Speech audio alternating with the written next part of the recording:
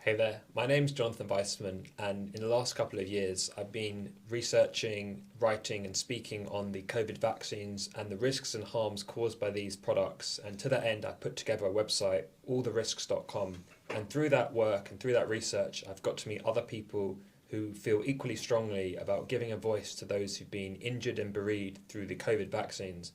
And one of my good friends who I've made in the last couple of years is a dear lady called Kathy Gray, who's joining me today. And we're both volunteers with a vaccine support group for those who've been injured and bereaved. And Kathy, I'd like you to introduce yourself to everyone. Why have you been involved with supporting those who've been injured and bereaved through the vaccines? Hi everyone, and thanks Jonathan for meeting today. It's fabulous to get together as always. I got involved with VIBS NI to help the people that have been injured, help the people that have been bereaved. And the main reason why I've done that is because throughout the whole of the COVID period and the lockdown periods, I've been doing freedom of information requests both to the Department of Health and to the MHRA, which is the Medicines Health Regulatory Agency. And I've been suspicious because the information that I've been getting back is certainly not the information that the mainstream media is telling everybody. You know, the hype, the propaganda that's being exposed every day, COVID deaths, COVID deaths, COVID deaths. From the FOIs that I've got back, those COVID deaths weren't necessarily COVID deaths.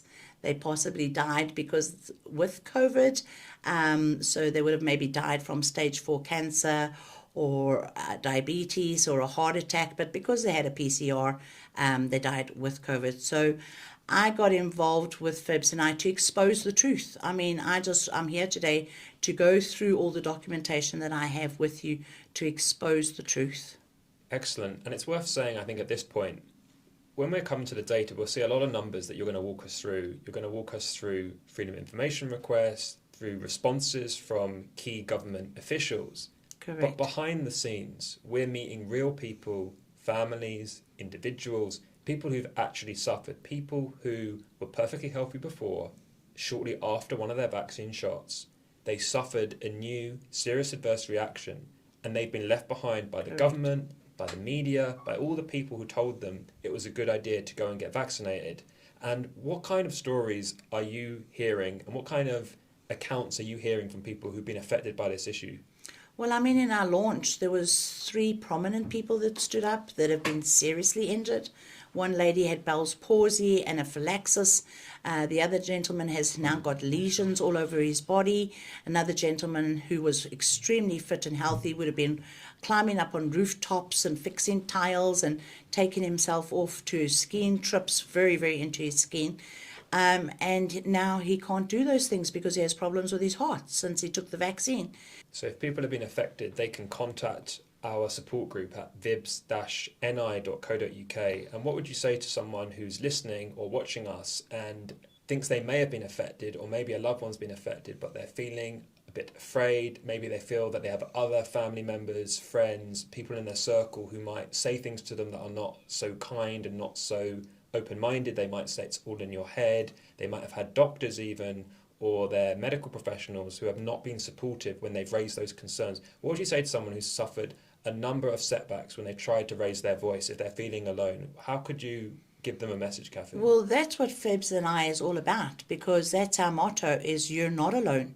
You know, and if you come to one of the support groups with Sharon and Ken, another 2 volunteers on VIBS and I, you're going to be sitting in a room with other people that have been vaccine damaged, and you're going to hear their stories and you're going to explain your story. And so just speaking to other people that have been vaccine damaged will relieve the stress and the anxiety and the frustration that you have.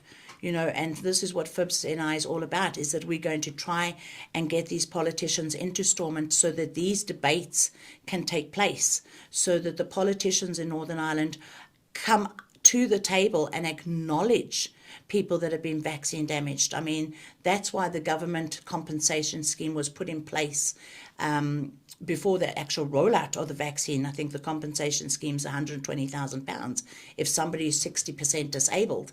for them to apply for that compensation scheme, should they not be able to work as they normally would do, or if somebody has lost a loved one from the COVID-19 vaccines, then that family can claim compensation. Not that it's going to bring the loved one back, but this is if you come to the support groups, I myself liaise with different solicitors, and I can get you in contact with one of the solicitors that will help you take the investigations further, that will help you claim the compensation scheme.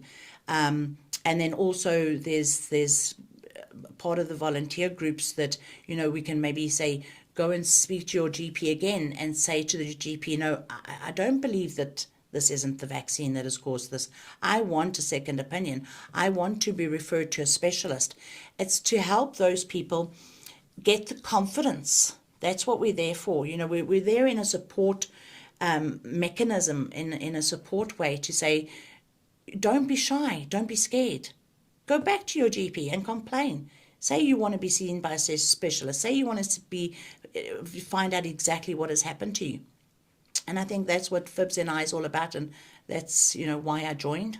Brilliant. And we're an advocacy group at the end of the day. One of the things we're looking to change through the campaign arm, of course, is the vaccine damage payment scheme. As you mentioned, only £120,000 and only if 60% injured or more. So it's not only giving people a voice themselves, but also trying to change things that are not right today. So that's fantastic, the work you've been involved there, Kathy. And I'd like to then maybe just introduce the two halves of really what we're going to speak of today with your Freedom of Information request. The first half is really on the vaccine itself, and we're going to see an issue, I think you're going to point out, with underreporting even from the data. So whilst we have data that shows serious injuries and a large number and deaths, we think the problem is significantly worse, and that's why we really need people who've been affected to come, find their voice and speak out, because that's the missing dimension that you and me can't speak to personally, because we haven't been vaccine damaged, but we are very supportive of those who have been.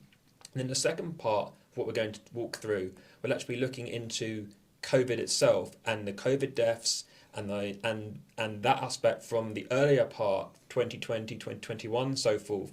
And we're going to see here that there's an inconsistency between what some of the messaging's been from the media and some of the data you've actually received raw through the Freedom of Information request. So starting firstly with the COVID vaccines, could you walk us through your first MHRA response, which I think was August 2021, just pertaining to Northern Ireland, on the number of people who were suspected through the yellow card scheme, that's the MHRA's, that's the UK medical regulators, passive reporting system, the number of people who had been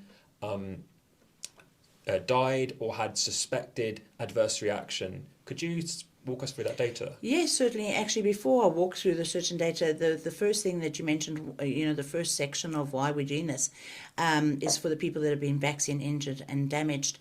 I'm going to actually make an appeal right now in front of this camera. The VIBS NI was launched in August, and this is a follow-on interview with yourself, Jonathan, to highlight the documentation in a little bit more detail. But VIBS NI and all us volunteers can't work if we don't have the people that have been vaccine damaged or bereaved come to us. I mean, it would be like me sitting here in front of this camera today and just wasting my time and wasting your time. So I'm appealing to anybody. If you yourself personally have been vaccine damaged since you've taken the first, second, third, fourth COVID jab, and you haven't been right since you've taken those jabs, contact VIBS NI. I think you have the email address, which is info@VIBS, it's vibs-ni.co.uk. That's right, info@vibs-ni.co.uk. Yeah. Email us, email us your story, email us your questions, email us your concerns. Just email us for a chat. Let us know what is going on with you. If you haven't been right since you've taken any of these jabs, or like I said, you personally, or if you know anybody in your family and perhaps they're too scared to speak out, you can speak out on behalf of them, and bring their story to us. and we could possibly do an interview with the people that have been vaccine damaged, or a family that has been bereaved, who've taken these vaccines, and let their voices be heard. So FIBS can format, and we can do all this investigation work with all this documentation. But at the end of the day, we're doing it for the people who are the vaccine damaged, and we need them to step up and come to the table and tell their stories. And we're just the mechanism to get your voices heard. The politicians in Northern Ireland are totally ignoring us. They are blocking a date, a venue that we wanted set up in November in Stormont to give these people a voice. And my question is why? Why are they trying to block it? Why are they trying to hide this information? Why are they trying to push everything under the carpet? Is it because they were on TV stating these vaccines were safe and effective? They were on TV promoting the vaccine passport. They were pushing it, the coercion and the force that it's taken to get these vaccines rolled out. Do they want to try and save face because some people have been damaged? Some people have lost a loved one to these vaccines. Do they not want to acknowledge it? Because then these vaccines weren't really that safe, were they, to start off with? Right, and we don't know the true scale of the problem, but what I'd definitely be keen to know is, based just purely on the data that you've been able to obtain from these agencies, what is the official data saying in terms of the number of people who've been killed or who suspected fatal reactions or suspected serious reactions, just coming from the government's own data, not even just our anecdotal evidence, but the government's own data? What's the data looking like, Kathy? Well, we'll start off with the very first Freedom of Information request that I got back from, like I said, the MHRA. MHRA is Medicine and Health Regulatory Agency. This is the governing body for the whole of the UK. England, Scotland, Northern Ireland and Wales. These are the people that are supposed to keep medicine safe for us. They're supposed to regulate that. And it's not just medicines, it's if you have a stent put in your heart, any sort of apparatus, devices, they regulate that. So the first Freedom of Information request I sent through to them was, I asked two questions. How many people in Northern Ireland have died from the COVID-19 vaccine? And how many people in Northern Ireland have been seriously injured from the COVID-19 vaccine? So this Freedom of Information request came back on the 11th of August 2021. And at that time, there was a suspected 27 deaths in Northern Ireland. This is just Northern Ireland statistics. I didn't ask for statistics for England, Scotland and Wales. I was specifically focusing on Northern Ireland. And in August 2021, there was 27 suspected deaths. And the adverse injuries that was reported to the yellow card system at that point in time was 4,755. Which is a massive number. A massive number. And a lot of these, we can be quite sure, were actually logged by medical professionals, because a lot of people hear about the yellow card being passive reporting. They think, and we often hear, anyone can file a report. But what's not clear is how many of these were actually done through doctors themselves. We know that doctors have been submitting these requests. Some doctors haven't been. But it's fair to say that a lot of these will have actually been done by a medical professional who suspects, in their medical opinion, that this is a serious or fatal related adverse reaction. I think that's a key point, is how many of these we don't actually know because we haven't got that data. Maybe it's something we can find out in the future. But this scale of that number, 4,755, really does tell the story, doesn't it, in terms of adverse reactions? Absolutely.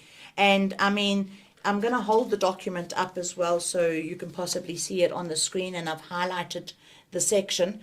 And just to let the viewers know that all these documents that I'm talking about today will actually be on FIBS website, and it'll also be on All the Risks, your website. alltherisk.com and vibs-ni.co.uk. Yeah, those two websites. So this video and this documentation together will be uploaded to both of those websites. So you can actually have these documents printed off and sitting in front of you and replay this interview and look at what I'm saying and the documents associated to what I'm talking about. So 27 suspected deaths way back in August 2021. And like I said, 4,755 adverse And that's reactions. before And that's the young including people. serious Right. adverse reactions. Yep. Before, the young people were taking it a little bit later, in the schools, in towards September and October time. So that's really significant as well, is that this information wasn't made available easily when these parents were considering their children. And remember that dose of the Pfizer-BioNTech is the very same strength that the adults took when they're aged 12 to 15. It's still 30 micrograms. Yep. So it's an adult dose for an adolescent, and we've got 27 suspected deaths already amongst the adult population. Yeah. In this document, it actually puts the name of the vaccine, so AstraZeneca, and then Pfizer-BioNTech, and it actually lists the age groups 0 to 19, 20 to 39, 40 to 59, 60 to 79, and it gives the figure under each jab. So if it was AstraZeneca in April 2021, there was 319 reports between the ages of 40 and 59. So it actually breaks it down of the adverse reactions, that it's not just a number, it's not just given as 4755, it breaks down the actual adverse reactions in this document. So it's really important for somebody to actually go and look at this document firsthand. And where were most of the adverse reactions happening? Was it amongst very older people? I'll actually get onto that into the next. I just want to make this abundantly clear, right? When I got this FOI, was that not before they actually coerced people to get in the vaccine passport?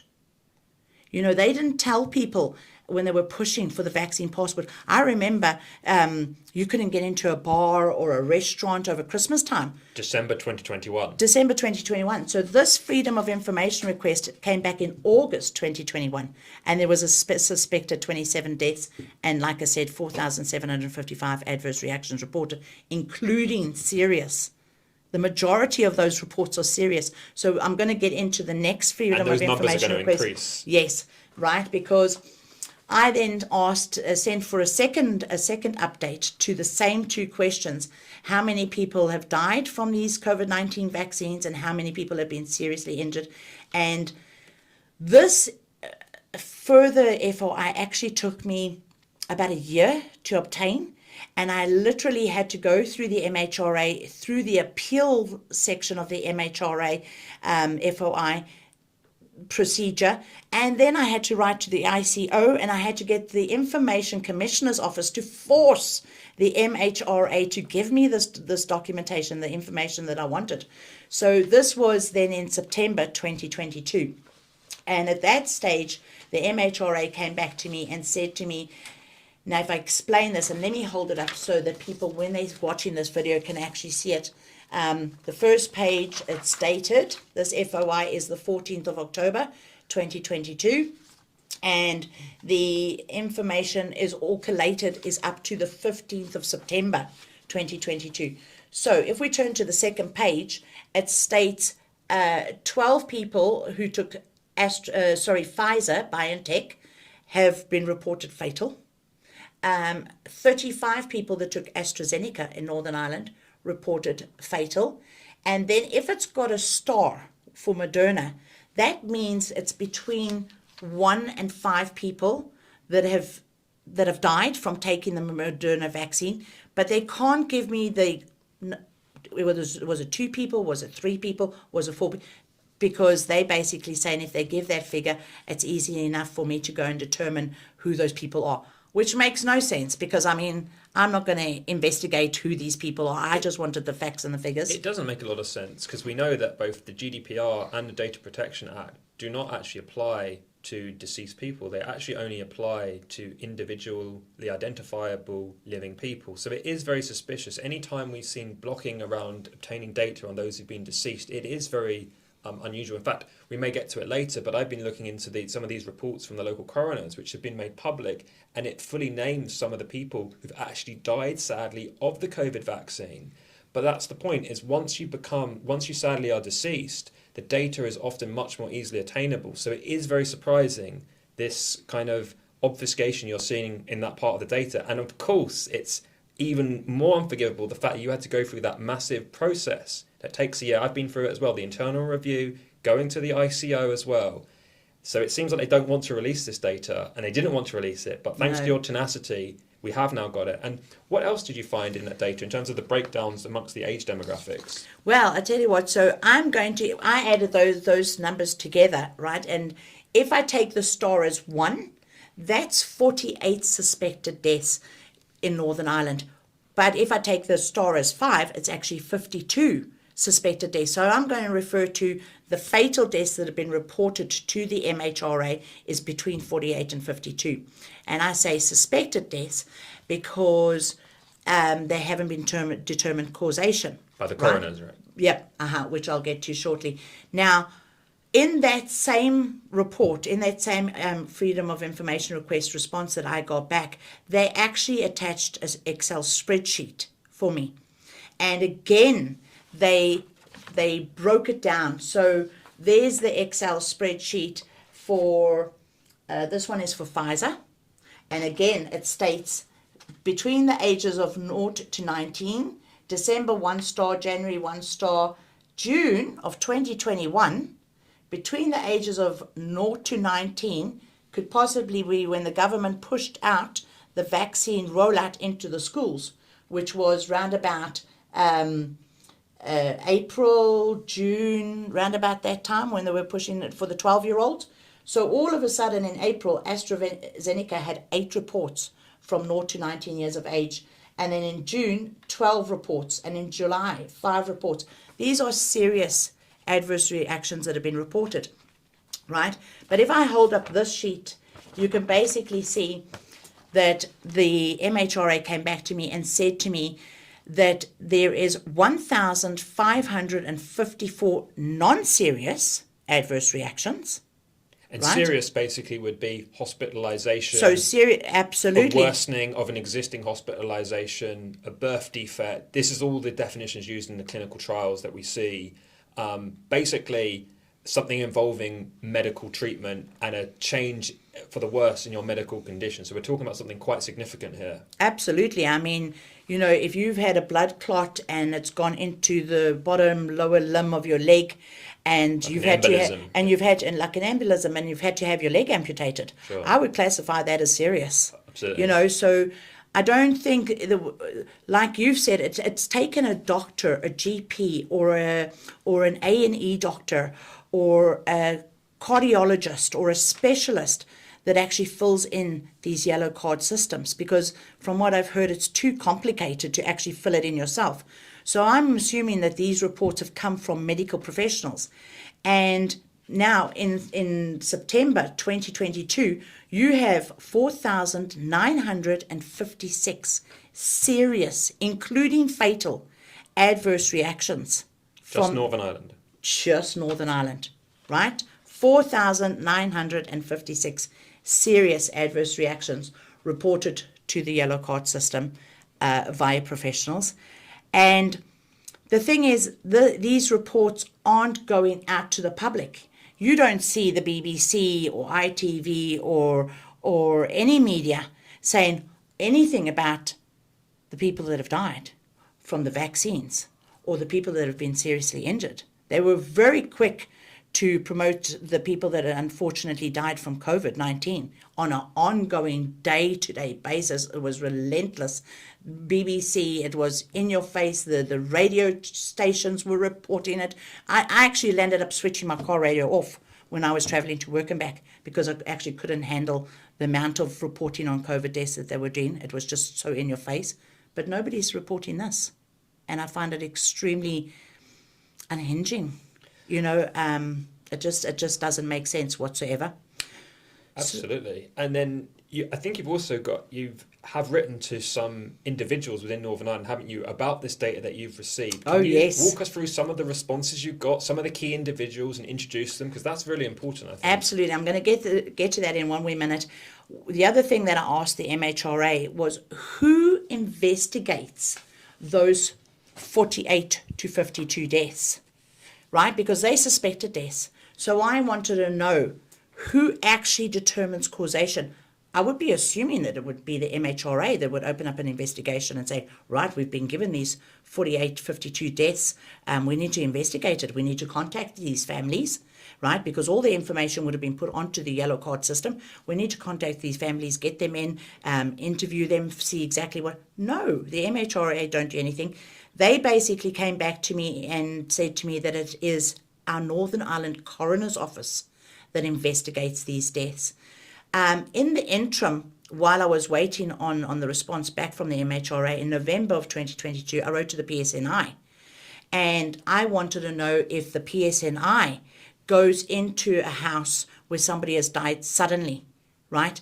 Maybe they got the vaccine 2 days ago, 48 hours ago, and they've had a heart attack or anaphylaxis or thrombosis with a blood clot, they've had a stroke. Does the police actually investigate any of these suspected deaths from COVID-19 vaccines? And the police came back and said exactly the same thing as what the coroner's, what the MHRA said, was that it's the Northern Ireland Coroner's Office that actually investigates these deaths. So that was back in November 2022. In December 2022, I actually wrote to Michael McBride, Chief Medical Officer for Chief Northern Ireland. Medical Officer for Northern Ireland, and I sent Michael McBride that Freedom of Information request response and the Excel spreadsheet. So your previous responses that you received. I sent this documentation to Michael McBride, and his response to me was, and I'm actually going to read this because I want to quote it. When vaccines are being given to the most elderly and people who have underlying illnesses, some events may have happened anyway. I mean, how cold and callous is that? He's talking about people that are injured, that have died as an event. Some events may have happened anyway. So these people he's now trying to blame that the reports coming back of people that have died or that have been injured, they were elderly and they had serious underlying health issues. So they would have died anyway. And that would mean that the pattern of death that we're seeing in terms of the age demographics, in terms of the type of deaths and the clinical presentation should all be according to the baseline. It should all be according, in terms of those demographics, when you break it down by age group, it should look like any other year. But I think we'll see when you walk us through that actually, when we look at the data on those who have had adverse reactions and deaths, it doesn't look like your typical data when it comes to people who succumb to severe illness and death, say through yearly respiratory viruses in the wintertime. It follows a different pattern, right? Yeah, absolutely, absolutely. I'm going to get to those when I come back with the COVID deaths and where I correlate the two together, right? So just bear with me. I just want to continue on with also me contacting Peter May, right? Who is our permanent secretary for Northern Ireland, and he's also the CEO for the Health and Social Care. He's the top man for the Health and Social Care Trust in Northern Ireland, and I sent him the exact same documentation that I sent to Michael McBride. And his quote, and if I may read this off the sheet of paper as well, to get the exact wording for you. So I wrote to Peter May, like I said, he's the permanent secretary for Northern Ireland in January 2023. I was writing to both Michael McBride and to Peter May, but I'd also written to the Northern Ireland's Coroner's Office. So in between, I was writing to these two gentlemen. And like I said, Michael McBride turned around and said that these events may have happened anyway. Peter May did exactly the same thing, and I'm going to read out and quote what he had said. He stated, because COVID vaccines were given to the older age and chronic underlying illnesses make it more likely that coincidental adverse events will occur. So both Michael McBride and Peter May used the word events. These aren't events. These are people that have been injured. Right? And what is astonishing, both gentlemen didn't actually bother to open up the Excel spreadsheets. I'm going to hold up these also just for the viewers so they can see. This is the letter that I got back from our Professor Sir Michael McBride with the quotation which I've just read out. And like I said, these documents will be on alltherisks.com and VIBS NI web pages. So you can actually go and read the full document. I've just put in today's video the quote that stuck out the most. So that response came back to me on the 2nd of December 2022. And the other document is from Peter May. And this is where it states that he is our permanent secretary and the HSC chief executive. This response came back on the 30th of January 2023. So that's the document there that any of the viewers can go onto the link, onto the website and actually see for themselves. So like I said, I then wrote to the coroner's office and they came back to me on the 18th of May 2023. And the Northern Ireland Coroner's Office have confirmed out of that 48, because I sent them the MHRA document showing the 48 to 52 deaths. And Suspected deaths. And then you want to go to the coroner and find out how many, because you found out from PSNI, for example, it's the coroner's responsibility. They're going to be the ones who can establish causation because they're going to run the pathology tests, the autopsies and so on. Correct. And what did you find out? How many had the coroner's office So certified? the three questions I asked the coroner's office was, how many cases have they investigated and closed? How many cases are they currently investigating? And how many cases do they still have to get to? Because like 48 to 52 deaths is a lot of investigation. It's a lot of cases. The coroner's office came back and said that they have investigated 3 of the suspected deaths and confirmed that it was actually the COVID-19 vaccine that killed that person. It's COVID-19 vaccine related death on the death certificate. So in other words, there's 3 families out there in Northern Ireland that are bereaved. There's three families in Northern Ireland that have lost a loved one to the COVID-19 vaccines. And this is why I'm doing these Freedom of Information requests, to get this information out. And I need those 3 people to come forward, to contact us. If anybody knows if they're friends or family of the person that has died from taking the COVID-19 vaccine, to contact VIBS and I, because they need our support. And I need their voices to be heard. I don't want them to feel that they are now sitting in the house and bereaving all by themselves. Right? Somebody who's died from these vaccines. I want them to be acknowledged. I want their voices to be heard. I want them to be given the platform to speak on. And the only way we can do that is if these people that have lost somebody or who are suffering serious injury gets behind VIBS and I, and we can then lobby the politicians and you know, it's not like Michael McBride says or Peter May says, it's just an event. It's a human being's life. It's a family that's been affected. They can't. I don't want people just to think it's numbers on a piece of paper. These are people. And do we know about these 3? Do we know what ages they were or anything about them from the data you've received? Oh, absolutely, Jonathan. Because you know me, I don't do anything without confirming. So I actually went to NISRA, which is our Northern Ireland research agency. And I got off their quarterly stats, right? And their quarterly stats it was January to March 2021. Now, this is right at the beginning. Right at the beginning of the rollout. Mm-hmm. Right at the very, very beginning of the rollout. I think they started jabbing people, injecting them. Health workers, care homes. December, right? Sort of Sure. End of December 2020. And the January 2021. And there was one male in Northern Ireland who died from the COVID-19, and he was 90 years of age. Now, albeit, like Peter May said and Michael McBride said, oh, well, he was elderly. We don't know whether he had any underlying health issues when he died from the vaccine, right? That hasn't been investigated. The man was 90. He lived through COVID. He lived through the whole of 2020 when COVID was at the peak, at the most prevalent and dangerous stages. And then he died when he took the vaccine in between January and March 2021.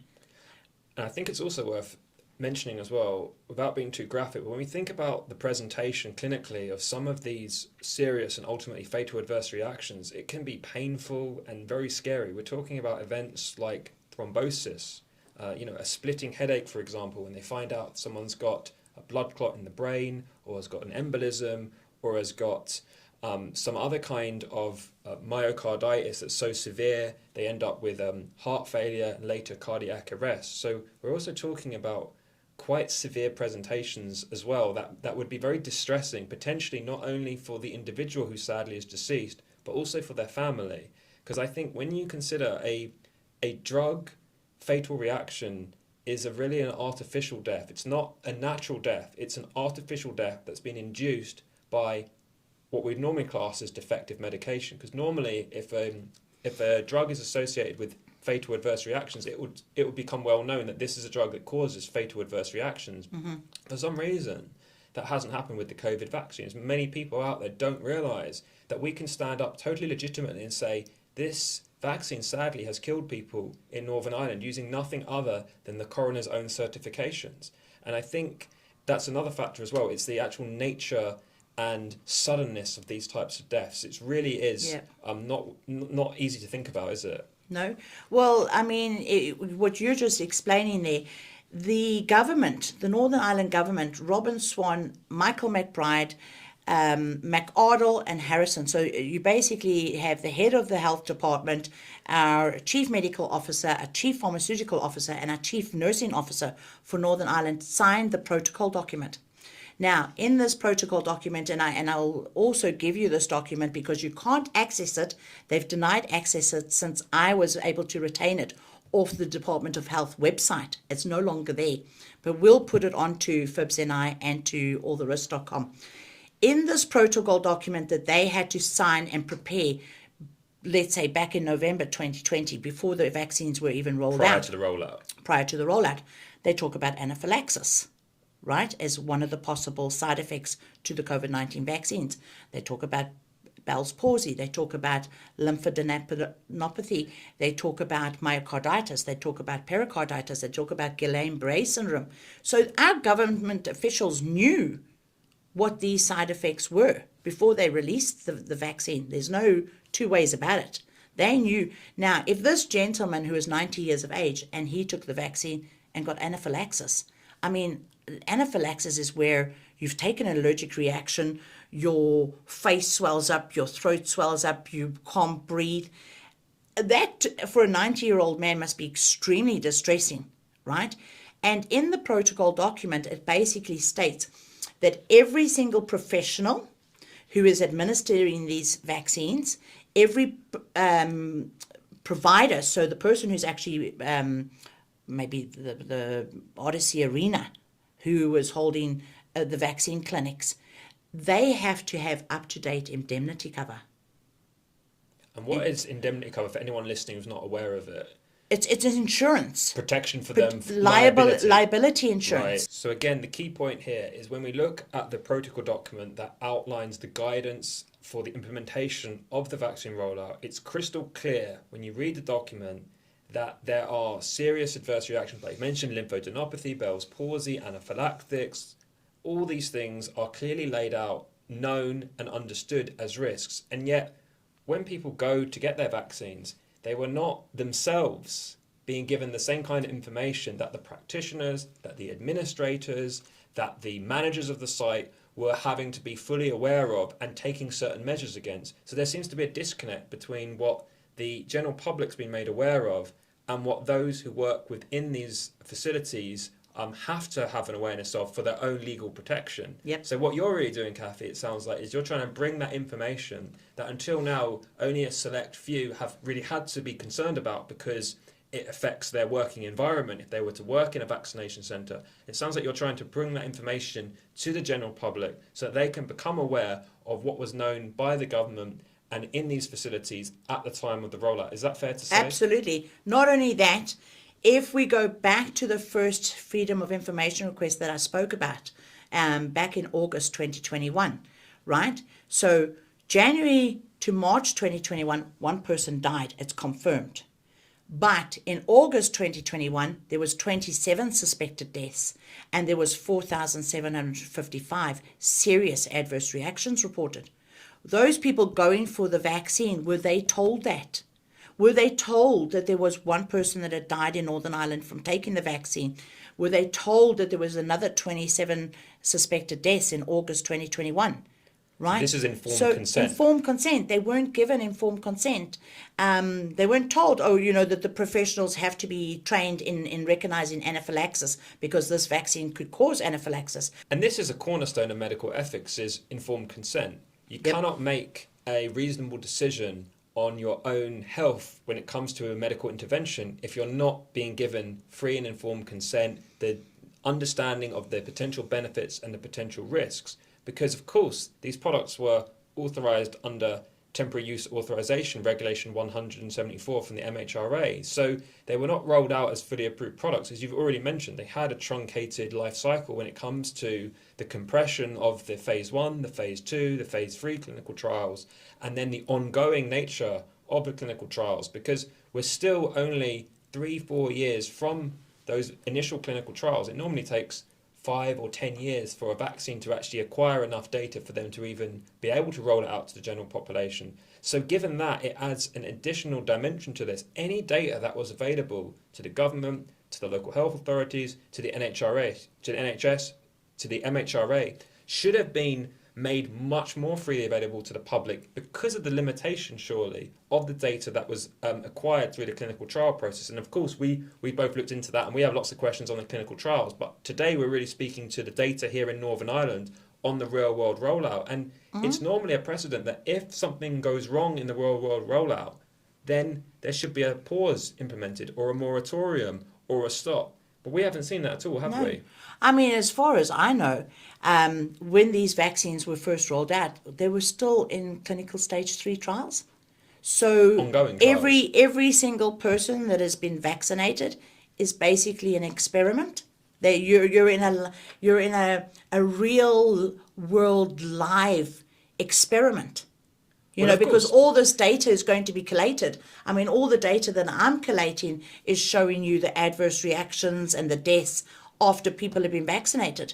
So these vaccines were tested on animals, which you know more about, and there was proven where the animals died. So this is the stage 3 trials where the humans are dying or being seriously adversely affected. I mean, and the precautionary principle should be applied, which should be that if red flags are flashing in the system, the whole point of having a yellow card scheme system is actually to identify trends and patterns that emerge in the real world rollout of medication.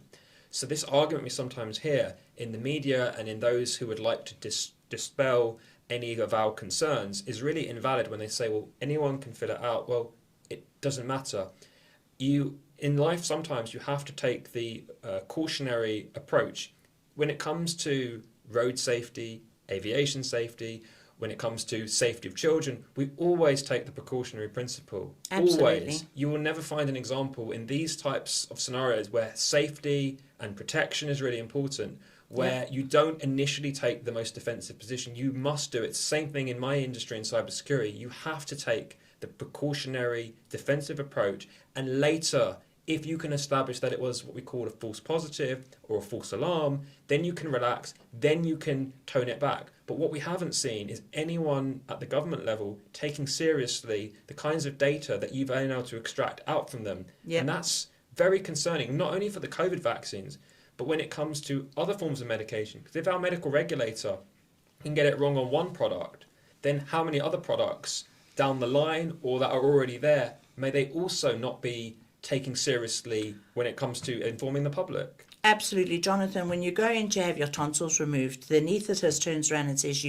that you have an X amount of % of maybe dying on the table. All medicine have side effects. All medicine has adverse reactions. You can die on an operating table. You could die from taking heart medication that actually causes you to have further heart problems. You don't know until you actually have taken that medicine. The doctor says to you, if you're feeling hot flushes or sweaty or you can't breathe, come back to me straight away when you're taking certain. So there's always a downside to medication. And I'm just going to go back into the NISRA confirmation between 2022, so 2022, July to September, there was one female in Northern Ireland who passed away from taking the COVID-19 vaccine. And that female was between the ages of 15 to 34. In January 2023, between January and March 2023, there was another female in Northern Ireland that died from taking the COVID-19 vaccine. And that female was aged between 65 to 74. Now, this has been confirmed by the coroner's office, and this has been confirmed by NISRA. It matches, doesn't it? 3 on each case. Yeah. The Northern Ireland Statistic Research Agency. Now that they're doing this booster rollout, where you can go and get a jab for flu in this arm and another jab for COVID booster in that arm, are they telling the people about the 3 confirmed deaths?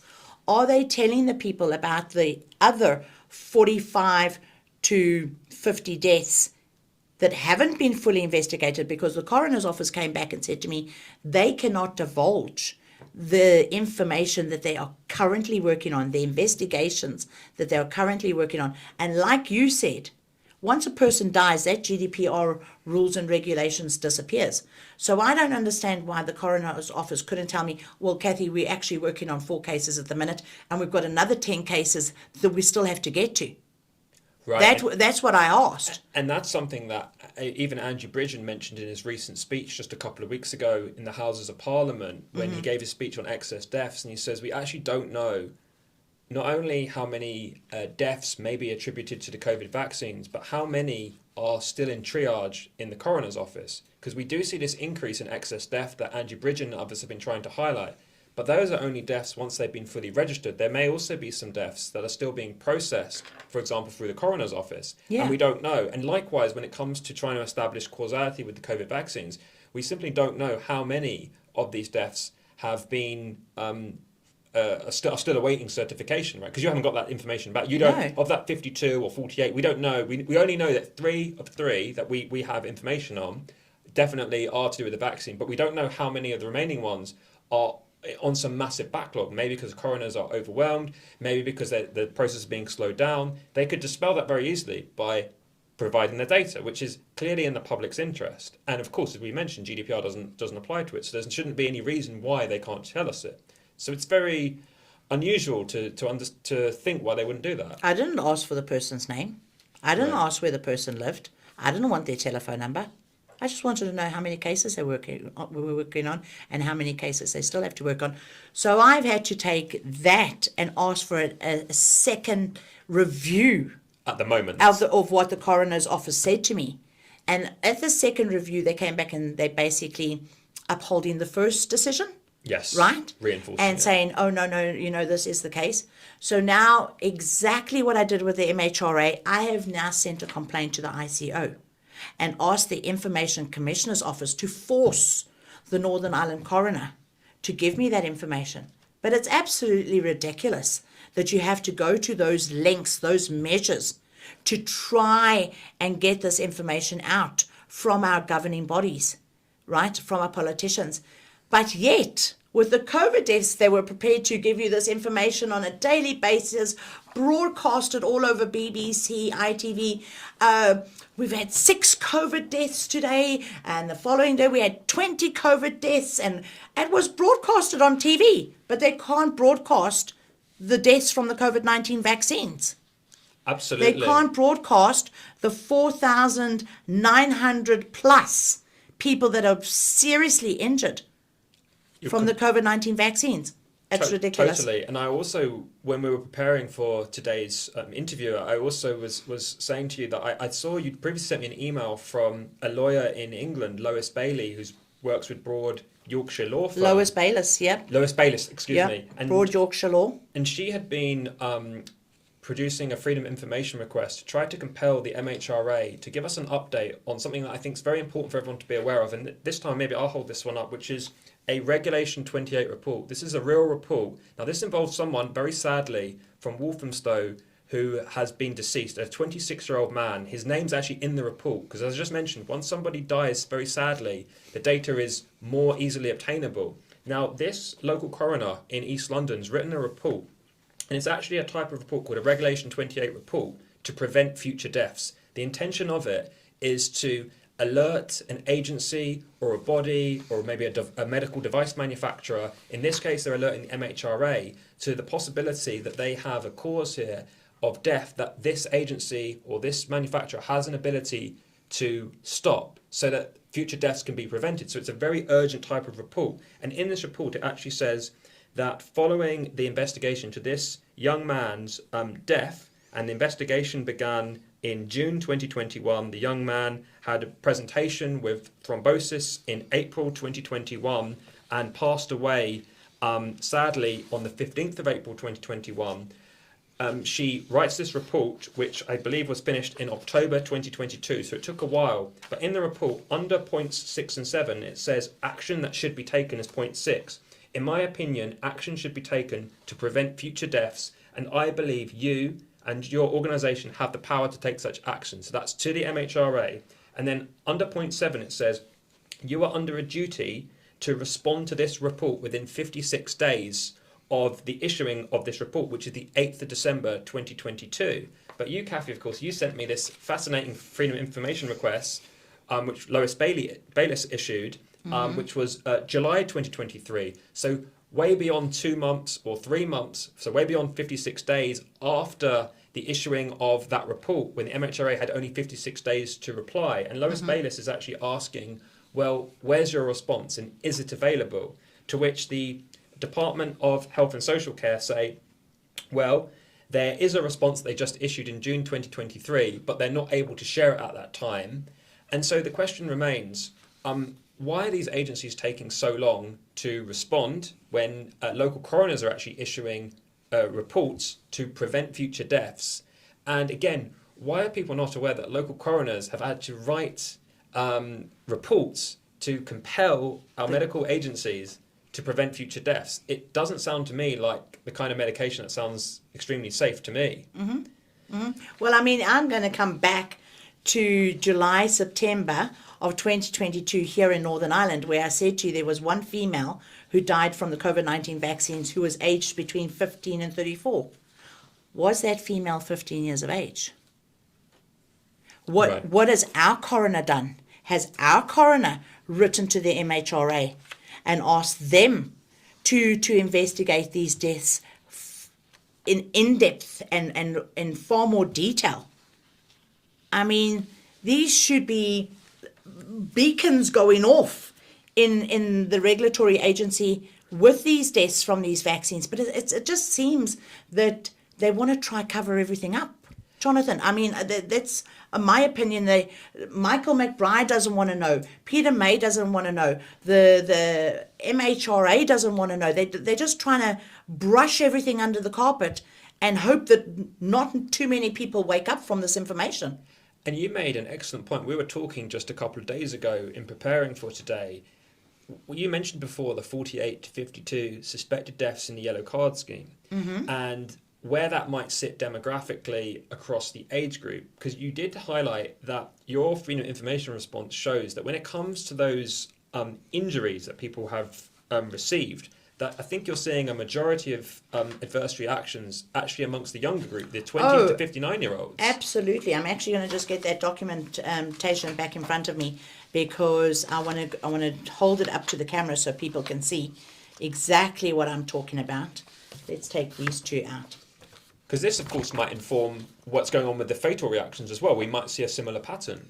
So once again, that Freedom of Information request that I got back from the MHRA with the Excel spreadsheets will be put onto VIBS website, and all the risks. The Excel spreadsheets are there for anybody to go and have a look at, and they can do exactly what I did, right? This one here is Pfizer-BioNTech, and it states 0 to 19 years of age, 20 to 39 years of age, 40 to 59 years of age, 70 to 79 years of age, 80 plus, and unknown, right? Now, it gives you also the year and the actual month that those reports were made. And the majority of reports of serious adverse reactions has actually come from the 20 to 59-year-olds. If you remember the number that I quoted back at the beginning when I was reading out the response, there was 4,956 people that reported serious adverse reactions. Well, of that, there was 4,499 aged 20 to 59-year-olds. Now, if you remember back to what I said about Michael McBride and Peter May saying, oh, it was the elderly who had underlying health conditions that these events may have happened anyway. No, it's not. Those two gentlemen didn't bother to open up their Excel spreadsheets, because if they had have opened up their Excel spreadsheets, they would have seen that only 984 elderly people were part of that total figure of 4,900. In fact, if I break it down, because I added it all up, 0 to 19 years of age, there was 143 reports. And I've taken the AstraZeneca, the Pfizer BioNTech, and the Moderna Excel spreadsheets that the MHRA gave me, and I've added up all the figures across the age groups, right? So from all three vaccines, there was, from the age groups of 0 to 19, was 143 reports. From the ages of 20 to 59, 4,499 reports. And from the ages of 60 to 79, there was 737 reports. And then 79 years plus. Forgive me for anybody out there who's 79 and still thinks they're 21, right? I'm just using this as statistic figures that anybody who's over the age of 79 or 80 years of age is classified as elderly, right? So from who's classified as elderly and maybe has health issues or not has health issues, there was only 984 reports. And what we're seeing, right, we're seeing this phenomenon of the adverse reactions reported to the yellow card scheme is not disproportionately affecting what we might expect if it was just looking at some baseline phenomenon. In other words, it was just counting what's already occurring through influenza annually or through people having sicknesses related to old age or senescence. You're actually looking at a phenomenon that seems to be affecting massively the working age population, the 20 to 59-year-olds. And then we see a relatively modest number of people in the age groups as they approach the latter part of their life, the 79 plus age group. Mm-hmm. And then we might be able to infer from that when it comes to those suspected deaths, the 48 to 52, that also may be applying not just to the elderly, but we suspect that may be all age groups, in particular the working age and the young. And even amongst the three that you've already produced here from NISRA, one of them, as you mentioned, is 15 to 34. Well, that's not a person who should be towards the end of their life. That's a young person. So again, Absolutely. This doesn't fit the pattern that you've heard back from the likes of Peter May or Michael No. McBride. And when we come back after the break, I'm actually going to get into the FOIs regarding the COVID deaths. But I'm going to bring up that particular person's death again, right? Once we go through the FOIs for the COVID deaths, because I think it's very important to correlate the two together, especially after what Michael McBride and Peter May have said about the majority of people that are reporting vaccine damage or vaccine deaths are elderly with underlying health issues, which now I've shown you is not the case, but that does apply to the COVID deaths. So I think when we come back after the break, then we'll get into those FIs.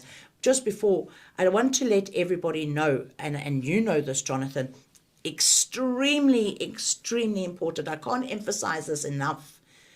All the information that I've discussed with you today is only 10% of what actually is going on.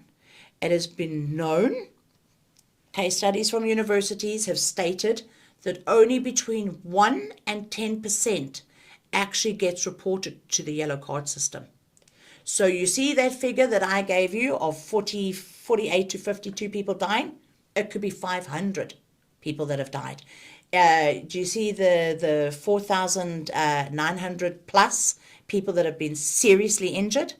You need to times that by 90 because only 1 to 10% actually gets reported to the yellow card system. So a lot of people out there could have got these vaccines.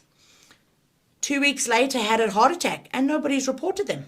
The family didn't report them. The GP didn't report them. They go by the wayside.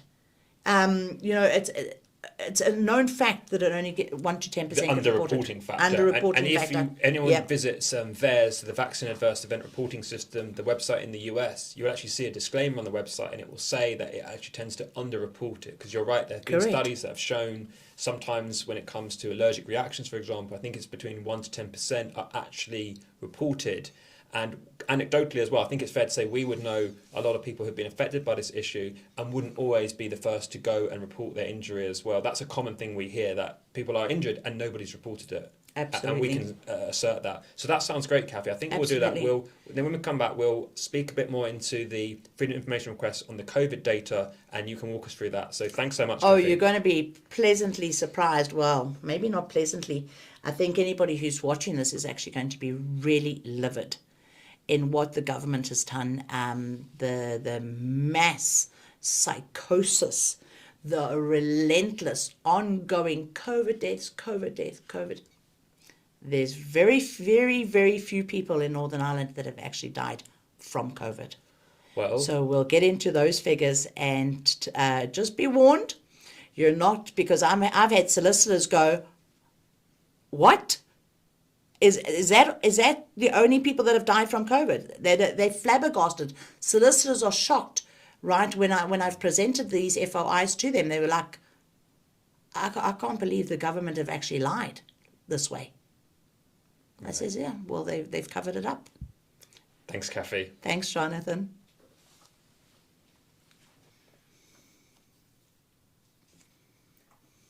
Welcome back. So far, Kathy, we've been looking through the COVID vaccine data, and you've walked us through your Freedom of Information requests, and we've understood some of the scale of this problem and some of the support also that you and I have been trying to help people with who've been affected by this issue.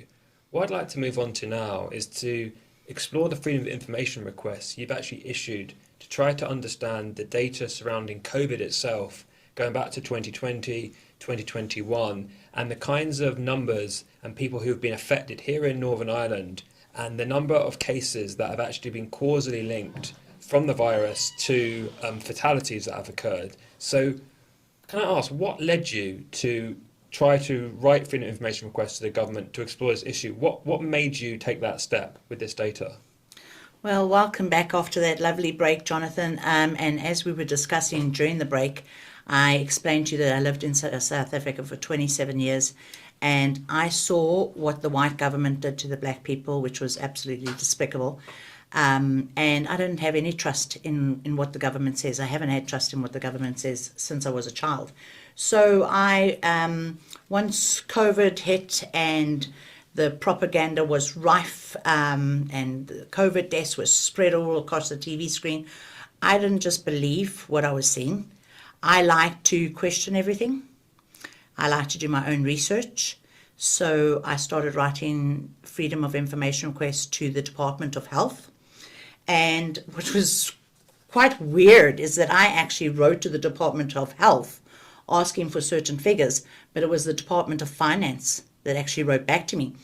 Why it was the Department of Finance, I have no idea, but they gave me the information that I was looking for. So I'm going to hold up this Freedom of Information request, which is the first one that I got from the Department of Finance, and it's dated the 21st of July 2021. The three questions I asked them, sorry, not three, the two questions I asked them was, how many people have died from COVID in total? But how many of those people actually died with at least one comorbidity, with underlying health issues?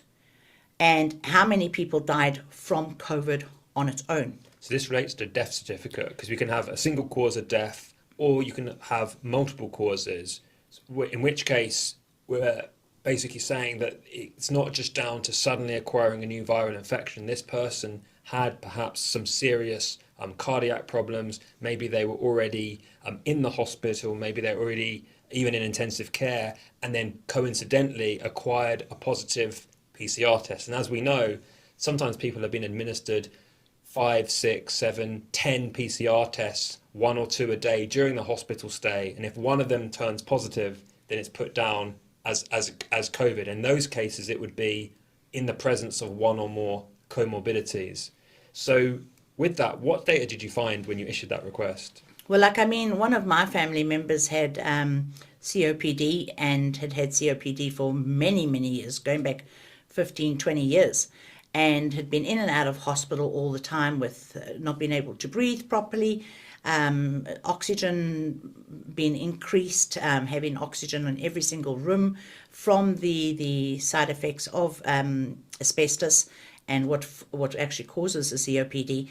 And basically another infection, went into hospital, and when she passed away, she was put down as a COVID death. Right? Even though she'd had COPD. Even though she had COPD, yeah.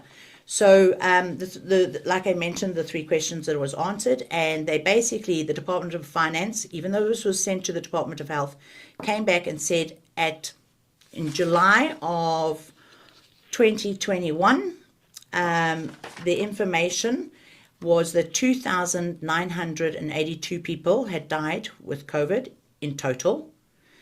2,817 of those deaths had another condition mentioned on the death certificate. The vast majority. The vast majority. So they could have had stage 4 cancer, and they tested positive with a PCR, and they were put down as a COVID death. They could have been hit by a bus, brought into hospital, open wounds, got sepsis. Because they tested positive, they were put down as a COVID death. And we don't know how many tests they were administered in that period, right? And if you take that massive number away from the 2,982, how many does that leave? Well, in fact, never mind that. The tests that they're actually doing with regards to the PCR, the cycle thresholds that Northern Ireland was using were 45 cycle thresholds. If you take something and you zoom it and zoom it and zoom it and multiply it, you're going to find anything you want to find in the actual test. So how validated are these tests? And it's not a fair test in the sense that even in late 2020, Public Health England, which has now become a UK Health Security Agency, put out a report on the PCR test, actually stating very clearly, and I can quote from it, and it says that the PCR test does not distinguish active infectious material because it's always just a means of amplifying some kind of genetic material, right, to see whether you get a match against the standard. So they take an isolate or a sample of virus, it could be influenza, it could be SARS-CoV-2 causing COVID, and they then see if they can heat it and cool it enough times, like you say, through the cycle thresholds. And if they get a match, all it says is there's some presence wherever they swab it. So the nasopharynx, up the nose, in the throat. It in no way implies that person is actively being afflicted by the disease caused by that agent. That's just a theory, and it's not exactly a fair test. If at the same time as they administered multiple COVID tests to someone in the hospital, PCR, they didn't administer a test against influenza or against respiratory syncytial virus, RSV, or every other form of coronavirus or rhinovirus or anything else. Oh, but we'll get to that because COVID cured influenza, and I'm going to show you the documentation that I have for that. In fact, COVID cured pneumonia too. But to answer your previous question, only 165 people in Northern Ireland had died from COVID, where COVID only was mentioned on the death certificate. Just 165 until the July 2021. So from March 2020 until July 2021, that's well over a year, right? Only 165 people died from COVID. Now, I'm going to refer you back to the very first Freedom of Information request I got from the MHRA, right? Bearing in mind that only 165 people in Northern Ireland died from COVID, 27 suspected deaths were recorded from the vaccine. That's 16% of the COVID-only deaths. 16% of people died from taking the cure. On top of that, it was 4,755 people had been reported in the same time to be seriously injured. So I find it ludicrous that when a cure has been brought in, the COVID-19 vaccines, it's causing 4,755 serious adverse effects, possibly 27 deaths, when only 165 people in Northern Ireland up until July 2021 have passed away from COVID. And that's a very conservative estimate in terms of the number of people who have potentially been injured through the vaccine. Because you may know, I mentioned it to you before, that in America there was a Freedom of Information request, a bit like yours, to ascertain the CDC, that's the Center for Disease Control's own vaccine surveillance system they set up for COVID. It's called VSafe. And when Aaron Siri issued that request, the data coming back found that there's about 10 million registered users of this app. About 780,000 of them had suffered a hospitalization or deterioration of their health following the vaccine, which equates to 7.7% of all the vaccine recipients. So if we extrapolate that figure to Northern Ireland, we could be looking at 7.7% of people who were either hospitalized, had a worsened hospitalization, had to have emergency medical treatment, or some other kind of medical intervention. So I think that really supports what you're really saying here, which is those statistics that you've received, they could be an underrepresentation of the problem, whereas the COVID statistics might be overrepresenting the problem, as you've just seen. So it really does belie the fact that we don't quite know even the true scale of this problem, but it's definitely, the vaccine is causing for certain age groups more problems, definitely, than what the virus did. Absolutely. I mean, I'm going to get into it a little bit further on down the line when I actually wrote back to the Department of Health, and the Department of Finance came back to me where I actually asked them to take the figures and then put them into age groups. So I'll come back to that in a wee second. But I also want to let you know that I then went onto NISRA's database and printed off the quarterly stats. So just for everybody's information, during January and March of 2020, there was 18 influenza deaths in Northern Ireland, 10 males and 8 females. That works out to 6 people a month dying from influenza. Lo and behold, during the COVID period, there was hardly any influenza deaths and 0 pneumonia deaths. So my question is this, and I'd like the Department of Health to answer it. Did they just recode influenza deaths into COVID deaths? Because I got from, and this is another document which I'm going to hold up, and if we can put it onto alltherisk.com and VIBS website, that people can go and download the quarterly stats from NISRA, showing how many people died in the first 3 months of 2020. And then in this document, and I mean, I don't know how to go through this where it's actually on the camera, but this was from NISRA, and you've just got zeros and zeros and zeros going all the way down the pages for influenza. But you've got a list of, on the 21st of February 2022, 13 people died of COVID. 2023, 8 people died of COVID. They've actually given me a list of exactly how many people died of COVID every single day in Northern Ireland. So I'm going to turn to the last page. From March 2020 to Tuesday the 15th of March 2022, 2 years, over a 2-year period, only 11 people died from influenza in Northern Ireland. January to March 2022, 18 people died in 3 months. In 2 years, 11 people in Northern Ireland died from influenza, and the rest died from COVID. And we saw that during that time period. We saw industrial scale testing for COVID. People are familiar and will recall the drive-in sites and the drop-in centres to get your COVID tests. And the same mentality was going on in the hospitals and in the care homes. The daily test, the multiple times a day test if you were hospitalised. But at the same time, were they on the lookout for influenza? Were they on the lookout for any other type of viral infection or even bacterial to pin these deaths on? Or were they waiting to get that positive COVID PCR test and then pinning everything onto that? That seems to be what we're facing here. Some have termed it a case-demic.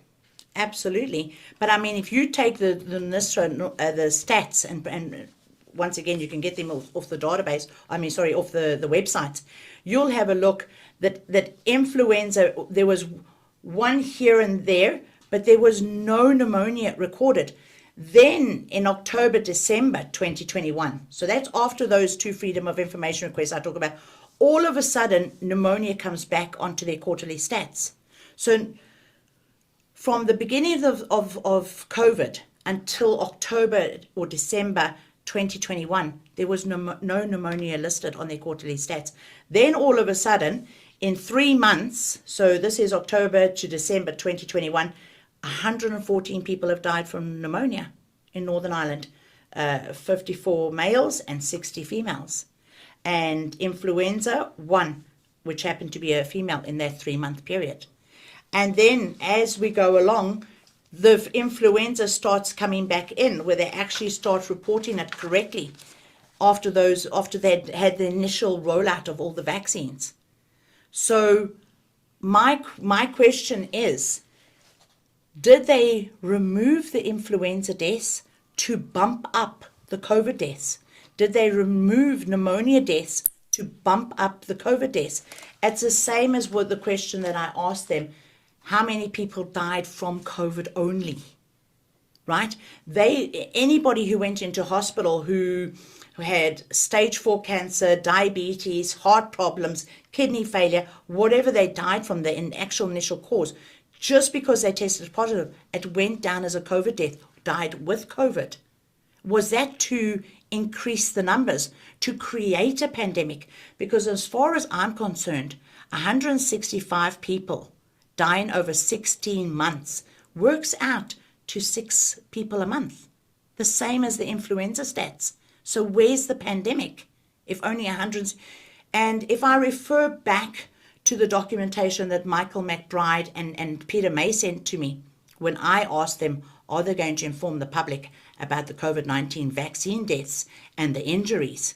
And they turned around and said, oh, it's the elderly with underlying health issues because the vaccine was rolled out to those people right at the very beginning.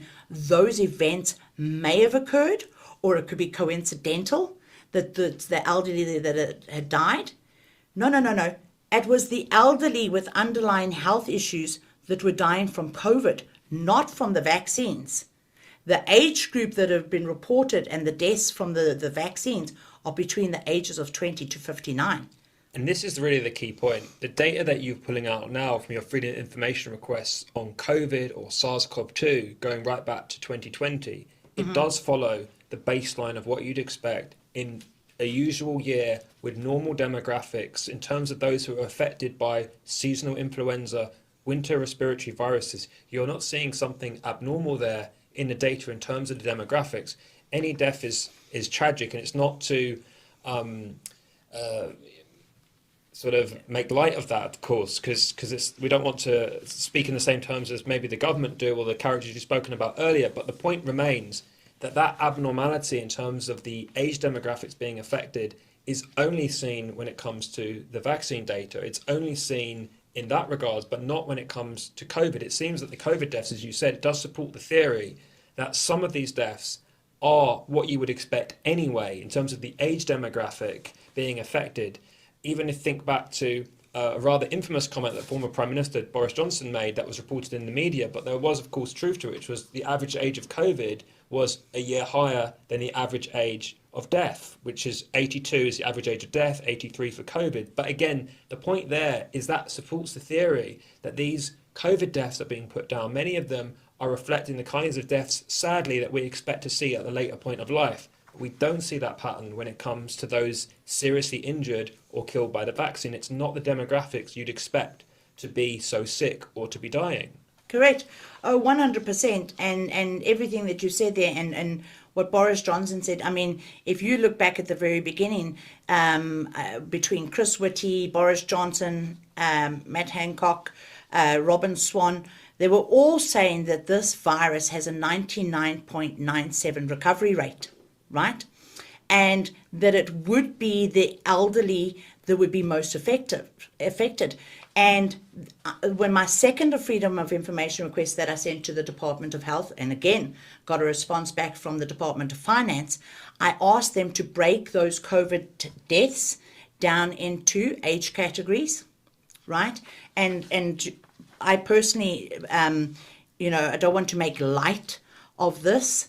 I don't want to sound as cold and callous as Michael McBride and Peter May when they refer to, the elderly with underlying health issues would have died anyway. I empathize with anybody who's lost a loved one, whether they died from the COVID-19 vaccine or whether they died from COVID or whether they died from cancer or a heart attack. I have utmost empathy and sympathy for the family. So I don't want to make light of the COVID deaths. But in saying that, their scenario, their synopsis of what they assumed that it was the elderly and the people that had underlying health issues didn't relate to the vaccine. It relates to the COVID death, because this FOI came back to me, and I'll hold it up for everybody to see, because if you're going in to retrieve the documents and you're watching the video again, this FOI came from the Department of Finance, and it was on the 6th of May, 2022. So once again, I asked the same questions. How many people in total have died with the COVID-related deaths? And they actually broke it down to the people that died with COVID and the people who died from COVID only. So I'll run through the ones who died with COVID. 0 to 14, 1. 15 to 44, 58. 45 to 64, 437. 75 to 84, 65 to 74, 690, 75 to 84, 1,513, 85 plus, 1,820. So if you add from the ages of 75 plus, 3,333 people have died from COVID. Those are all the elderly. And then if we go into the broken down synopsis, I asked them in May 2022, how many people have died? 4,519. Of those people, 4,268 died with COVID, and at least, and they've actually underlined the word at least, one other cause of death mentioned on the death certificate. So I'll hold this up to the camera so everybody can see it. That's where they underlined it. At least one other cause of death mentioned on the death certificate. 4,268. What that means is that somebody who, like I said, had stage 4 cancer, diabetes, Alzheimer's, kidney failure, they passed away, that we lost them. We lost those people.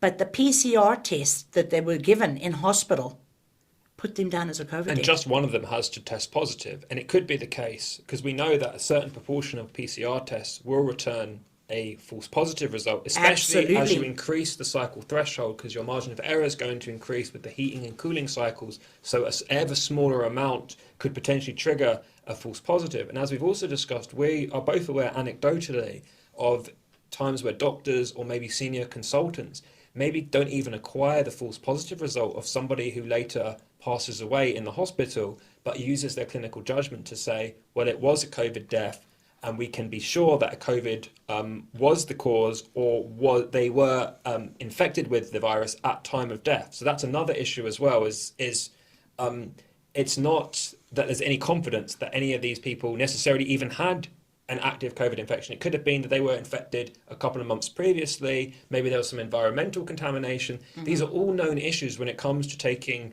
a PCR test, because it's not supposed to be a raw measure of whether somebody's actively being afflicted by an ongoing pathogenic agent. It's supposed to be a clinician's aid to help them to confirm if they are certain that they are experiencing symptoms consistent with the pathogenic agent, that it does exist there. But in and of itself, if the pattern of disease of the patient doesn't match the positive result, no test should be taken. So why were they testing people who came in the hospital for other reasons? It doesn't Correct. make any sense. Or it's like in the nursing homes. I mean, they were doing tests in the nursing homes, but I've spoken to a lot of nurses and staff that work in nursing homes, and they said when the patients died, the doctors didn't even come down to the nursing homes to sign the death certificates. They basically did everything over the phone. And if the nurse said to the doctor over the phone, this patient has passed away, the doctor said, well, did she have any respiratory problems? Was she battling to breathe? Oh, just put her down as a COVID death. Yes. These type of things need to be investigated. The government need to be open and transparent and stop lying to the public. And I would say as well, Kathy, we can only say so much. I can give a similar anecdote. My own grandmother passed away last year at the beginning of 2022, and she was about 97, suffering.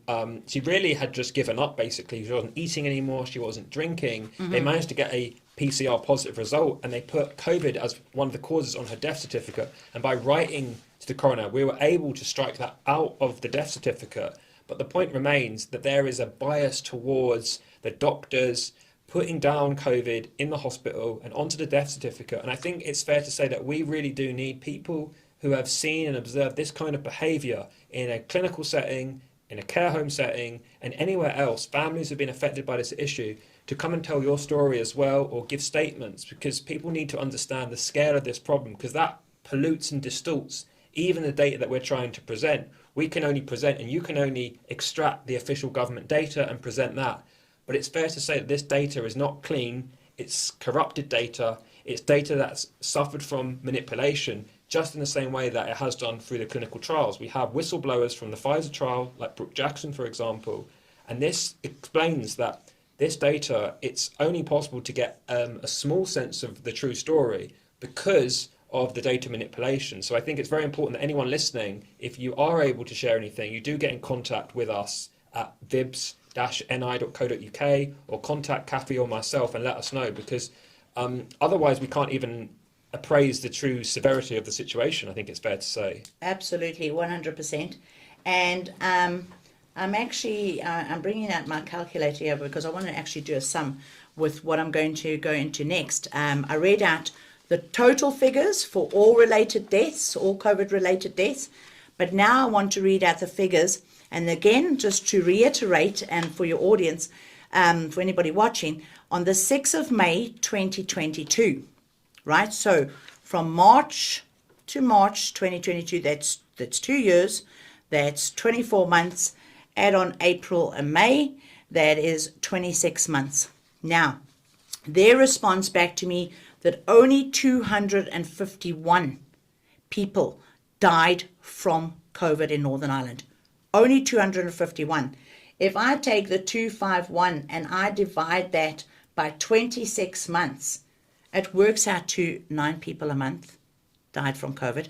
So similar to the flu stats for Northern Ireland. Flu stats was 6 to 7 people a month would die from flu in Northern Ireland. So 251 people over 26 months. Averaged over the pandemic, about 9 people a month. 9 people a month, right. One of the questions that I asked them when they came back was, I want it done in age groups. So people that died from COVID only, it was only COVID mentioned on the death certificate, 0 to 14 years of age, 0. Not one single child in Northern Ireland, and I'm going to get into further FOIs, to date, not one single child in Northern Ireland has died from COVID. Not one, right? 15 to 44 age group, 8. 54 to 64, 28. 65 to 74, 28 people. 75 to 84, 72 people. And 85 plus, 115 people died from COVID. I asked them to go one step further because I was really concerned, especially when the government were pushing out these jabs to our schools and to any child over the age of 12, and then brought it down to the age of 5. I mean, absolutely ludicrous with an experimental treatment. This should never have been pushed out to any children whatsoever. So I asked them to break down the age group of 15 to 44-year-olds. And I'm actually going to hold the FOI up so you can see it. There is the age groups, 0 to 14, 0, 15 to 44, 8. And I said, can you break down those 8 people? Because I wanted to see what the youngest person was who died in Northern Ireland throughout the whole pandemic. And to date, this is going back to May 2022, to date it's still the same. I'll show you the latest FOI that I've got back. The youngest person to die from COVID in Northern Ireland was 38 years of age. The second youngest was 39, then 40, 41, 42, 43, 0, and 44, 2. The youngest person. Now, do you remember we were discussing about the vaccine injured? And I said to you that in 2022, between July and September, there was 1 female who died, and that was in the age category of 15 to 34 years of age. That was from the vaccine. That was from That was NISRA from the and the vaccine. coroner's office, and that's younger than anyone who had only COVID on their death certificate in Northern Ireland. So that person was not at risk of COVID. There No. weren't people of their age group dying of COVID. No, But they died of the vaccine, according to the coroner. they died of the cure. So they've brought this cure out, and that cure actually killed. Now, I'd like to know from the coroner's office, and I think I'll actually do another Freedom of Information request. So we might have to do another event like this to get the updated information. But I'd like to know the exact age of that person who died. Was it a 15-year-old, a 16-year-old, a 17-year-old? This government forced these vaccines on the youngsters. The coercion that was given over, if you want to go to a nightclub, if you want to go to a function, you've got to be vaccinated. The advertising and the propaganda to get these young people vaccinated, when this is documentation that has come from the Department of Health or through the Department of Finance, they know no young people are dying of COVID. Why are they pushing an experimental vaccine on our children? They basically said right at the very beginning of COVID that this won't affect the young. It'll only affect the elderly. The average, what you said, what Boris Johnson said, the average age group, 82 years of age. And this actually proves it, this documentation. And before the lockdown in March 2020, the likes of Chris Whitty and others who are advising the government were publicly saying to the public to just continue as normal, that this virus wouldn't affect most people, that even the elderly, he said, most of the elderly, Whitty said, would be unaffected, and it would be like a mild or moderate influenza for most people. So actually what you're saying today, and the tone you're saying it with, is nothing different to what the likes of Chris Whitty said before there was some kind of step change. And we know around that time you had modelling from the likes of Neil Ferguson at Imperial College, the lockdown modelling, you had the statistical modellers that came along and basically predicted that without severe government mitigations, nationwide lockdowns, we'd be looking at hundreds of thousands of fatalities. So basically it was a piece of statistical modelling that basically changed the paradigm from what we're actually saying. This opinion was totally normal prior to the lockdown, and suddenly it became abnormal, and people were getting in trouble and even arrested for protesting and making these kind of arguments. Yeah, 100%. So the next FOI that I got back from the Department of Finance was on the 23rd of February 2023. So that was a couple of months after the May one in 2022. And again, I asked them to break down the people that died from COVID only, and 0 to 14, 0, 15 to 44, 8, 45 to 64, 29. So that went up by one person. 65 to 74, it was 28, it went up to 31, so that's gone up by 3 people. 75 to 84, 75, and 85 plus age group, 124, so it was 115. Again, that was the figure that went up the most, from 115 to 124.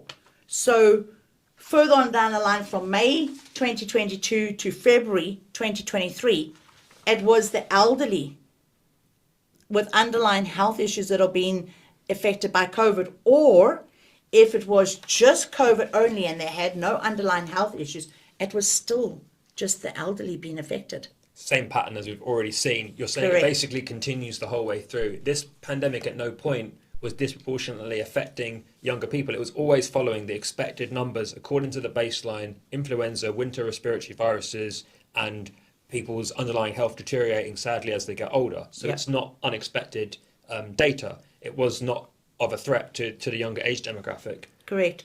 So what I hope I've shown here today is how the government have inflated these numbers by putting everybody down who's died with COVID, right? What I've shown today is also the vaccines being extremely dangerous and are not very safe. But also what I wanted to mention was about the efficacy. Now, I don't know if you've seen this brochure, but this is the brochure that has come from the Department of Health. And it was done by the Public Health Agency, Lynn Hall Street, That's Belfast. Northern Ireland, yeah. So it's Northern Ireland, right? And this was published on the 1st, so January 2021. And the second one that they published, I think, was in September. Let me just have a look. The 9th of, so 0921. Those were the two booklets that our Department of Health gave out to everybody who was going for a COVID-19 vaccine. Now, if you have a look on the inside of this brochure, I don't know if you can see it there, I've actually underlined it in red and highlighted there. We'll put this onto the website as well, alltherisk.com plus VIBS. But I'm just going to read it out, what it says on the inside of the back page. Can I give COVID-19 to anyone after I've had the vaccine? The vaccine cannot give you COVID-19 infection, yet I know many, many people who have been vaccinated not once, not twice, 3 times, and have actually got COVID after they've been vaccinated. And 2 doses will reduce the chance of you becoming seriously ill. How convenient. Because as the vaccine program rolled out, I'm no expert, but I've been watching a lot of documentaries about virology and epidemiology and speaking to yourself, Jonathan, who's very au fait with the vaccines and viruses. From what I can gather, a virus actually reduces its strength over time. You know, as the virus first comes out, and these vaccines were made for, I don't know, was it the Delta virus? And then it turned into the beta virus and the alpha virus and the Omicron virus. But whatever names they were given to these viruses, the second set and the third set, the Omicron was a far lesser virulent virus. More people were getting infected, but they weren't getting very sick. So they used that excuse. You might pass the virus on, or you might still get COVID, but at least you won't be hospitalized. No, it's not you won't be hospitalized because you're vaccinated. It will be you won't be hospitalized because the virus has got weaker.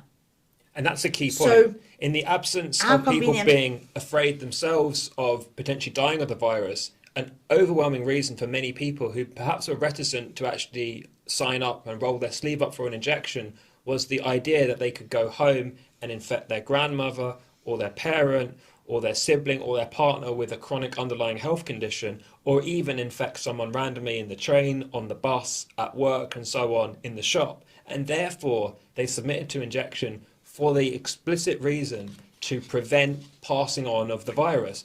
But was transmission really something they could ever prove? No, it says in their booklet, we do not yet know whether it will stop you from catching and passing on the virus.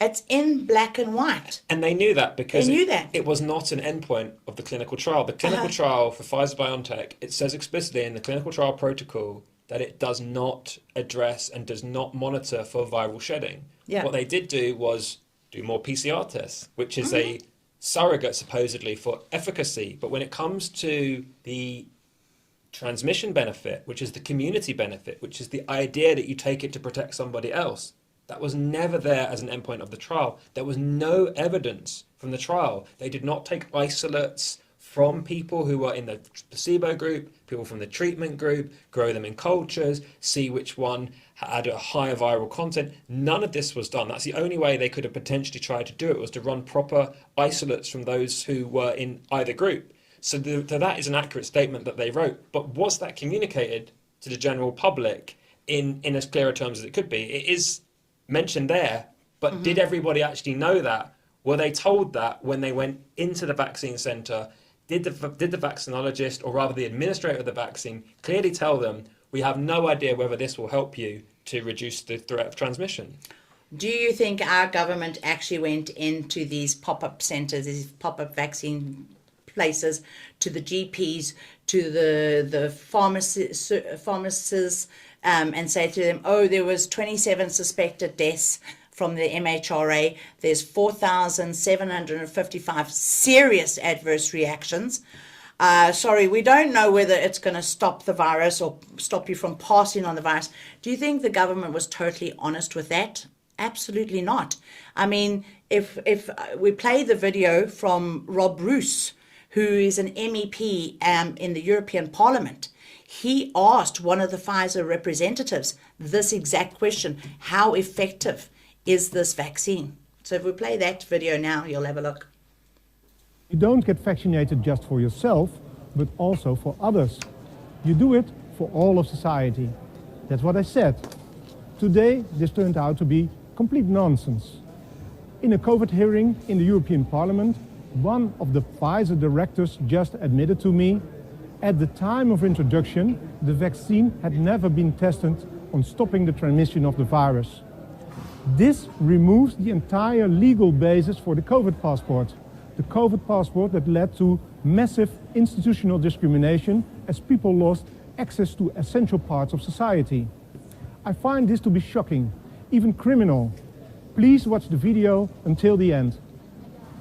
Voor u, mevrouw Small, heb ik de volgende vraag waar ik een duidelijk antwoord op wil. And I will speak in English so there are no misunderstandings. Was the Pfizer COVID vaccine tested on stopping the transmission of the virus before it entered the market? If not, please say it clearly. If yes, are you willing to share the data with this committee? And I really want a straight answer, yes or no, and I'm looking forward to it. Thank you very much. Regarding the question around, did we know about stopping immunisation before it's entered the market? No. We had to really move at the speed of science to really understand what is taking place in the market. This is scandalous. Millions of people worldwide felt forced to get vaccinated because of the myth that you do it for others. Now this turned out to be a cheap lie. This should be exposed. Please share this video.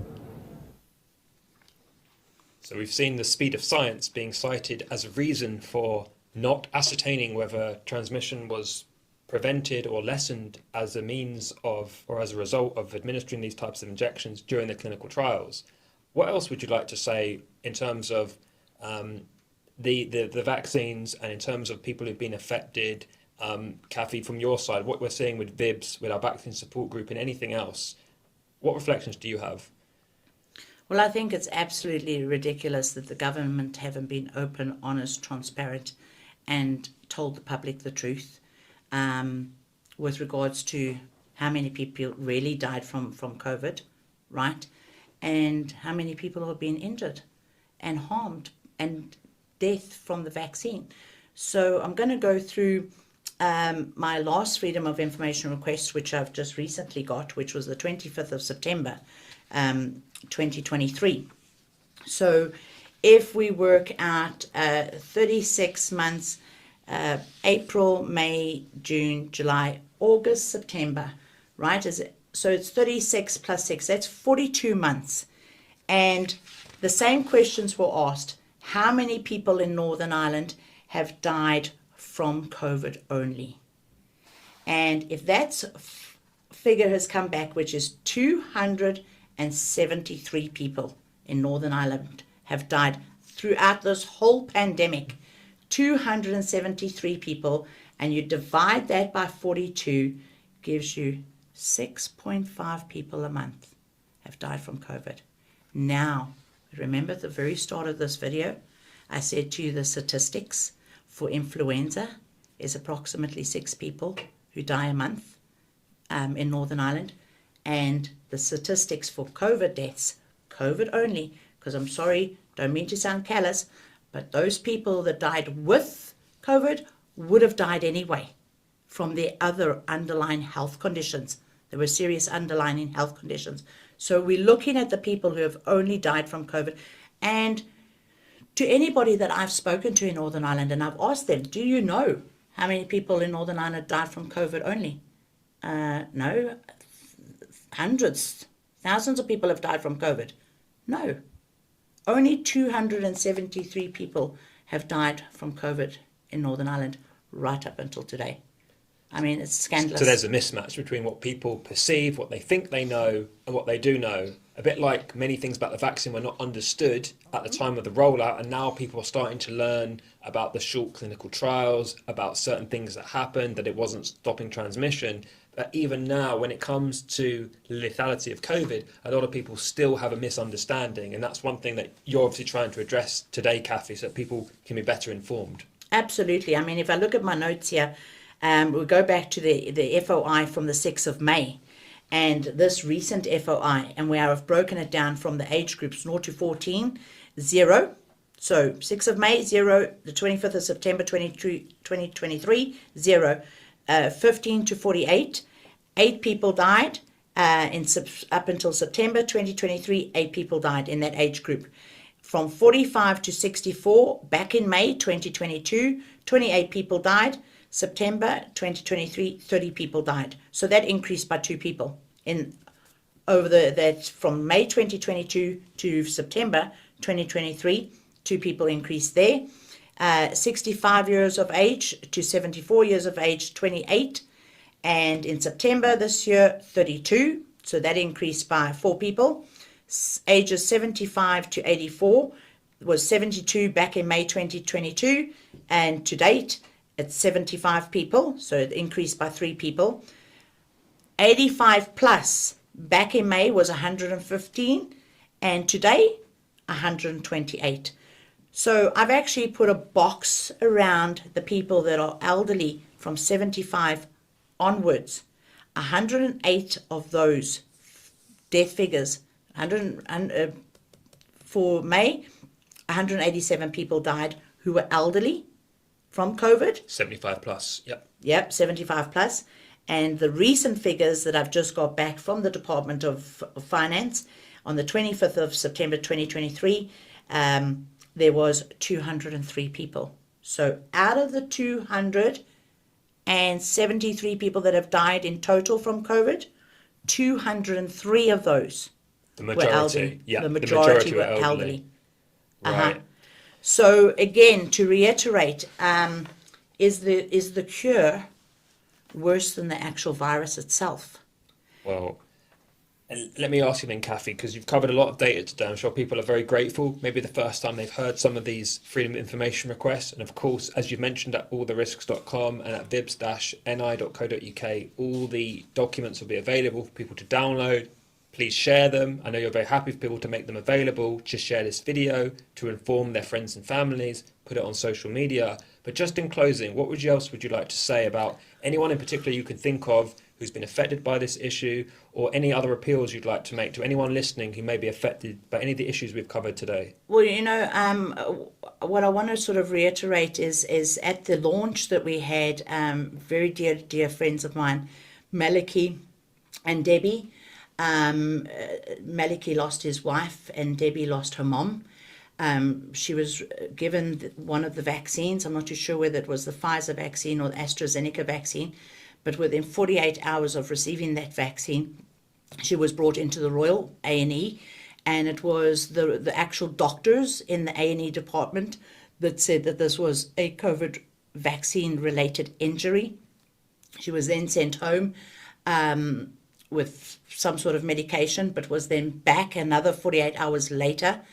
And at that stage, from the adverse reactions from the vaccine. It caused sepsis throughout her whole body, and she was in a complete decline, total agony, and within 2 weeks, Teresa passed away. So, I mean, very, very close family friends of mine. And I'm going to reiterate, if there is anybody out there that has had somebody who has died from these vaccines, or somebody who has been seriously injured, please, please, please contact VIBS NI.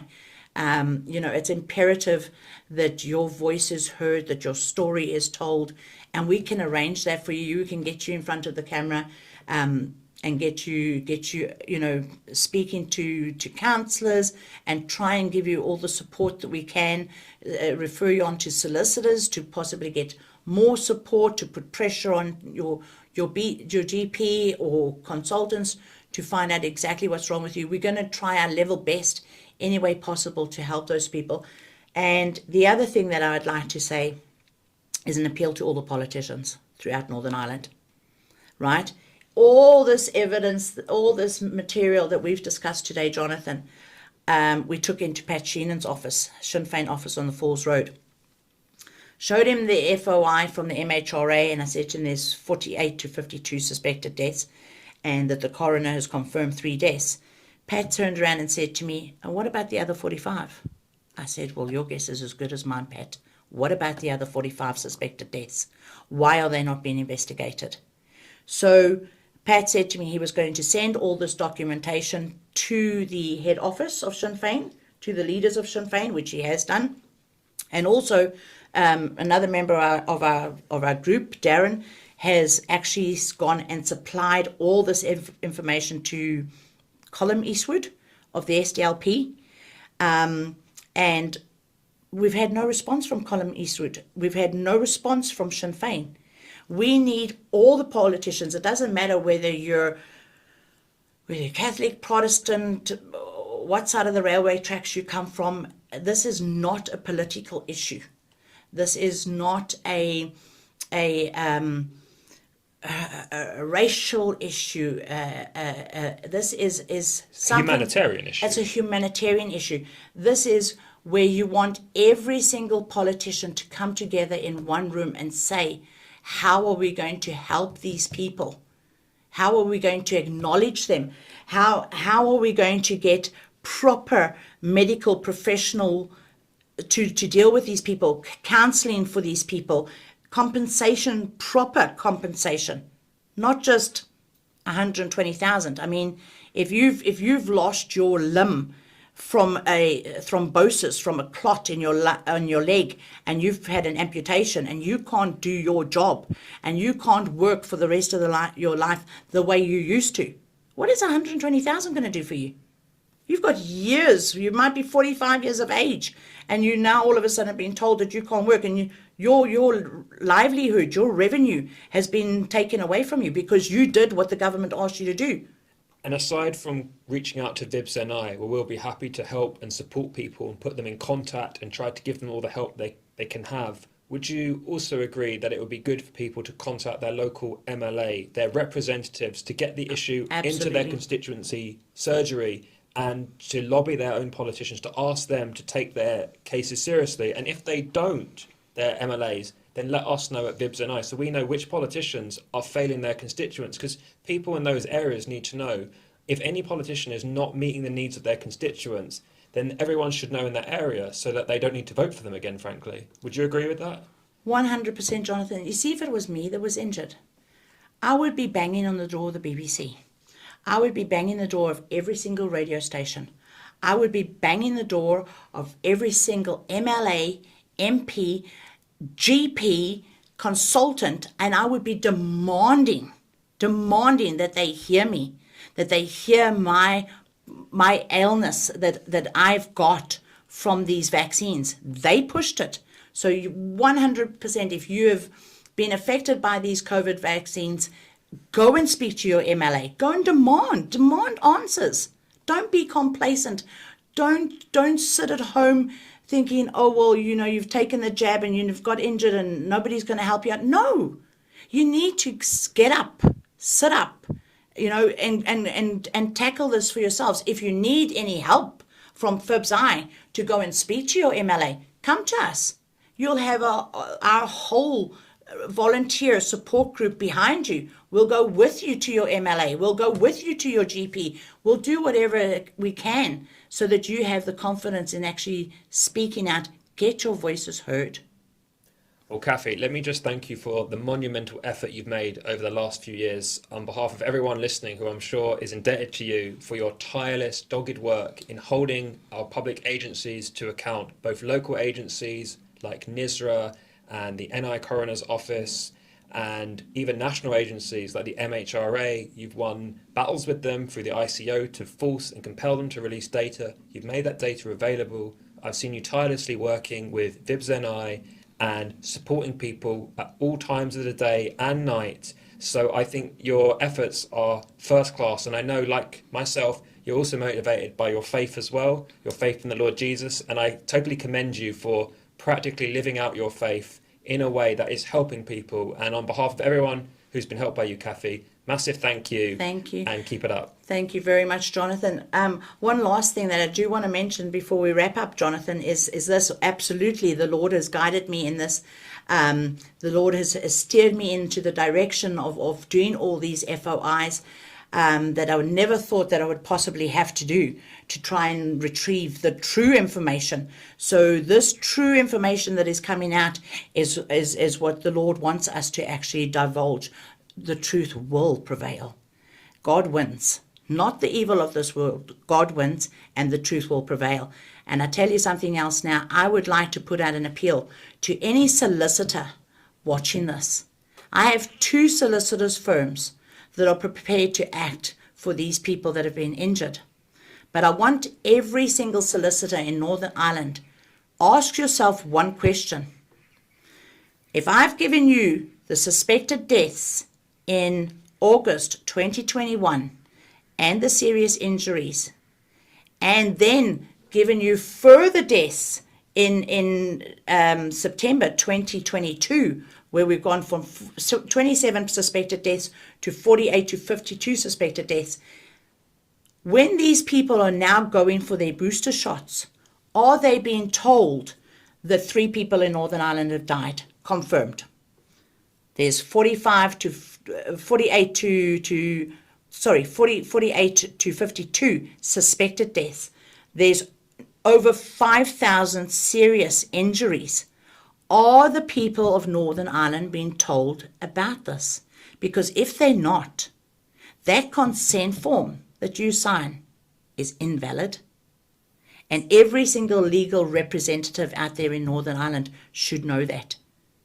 Because our government is not giving the people of Northern Ireland all the information for the people of Northern Ireland to make a fully informed decision to sign that consent form. They're not being fully informed. And that was the main question that I asked Michael McBride and Peter May. What material, what literature are you going to be using to inform the people about the evidence that I've supplied you? And guess what, Jonathan? They didn't answer that question. So I appeal to any solicitor who's out there who wants to help the injured. Come forward to VIBS NI. Info at VIBS-ni.co.uk. If you're a solicitor, email us and say that you're willing to take these people that have been vaccine injured or families that have been bereaved, that you'll be willing to fight their case for them. Step up to the plate, because I tell you something, the way this is going, it's going to be a road crash. You think RTAs for solicitors is a money-making scheme? The amount of injuries that are going to come from these vaccines are going to skyrocket. There's a lot of families that need help, and there's Absolutely. a lot of people who are hurting out there, and I know that's your heart to let everyone know that help is available. So once again, Kathy, just want to say a massive thank you for everything you've shared today. It's been truly invaluable and enlightening, and keep up the great work, and look forward to speaking again soon like this. So thank you again. Thank you, Jonathan.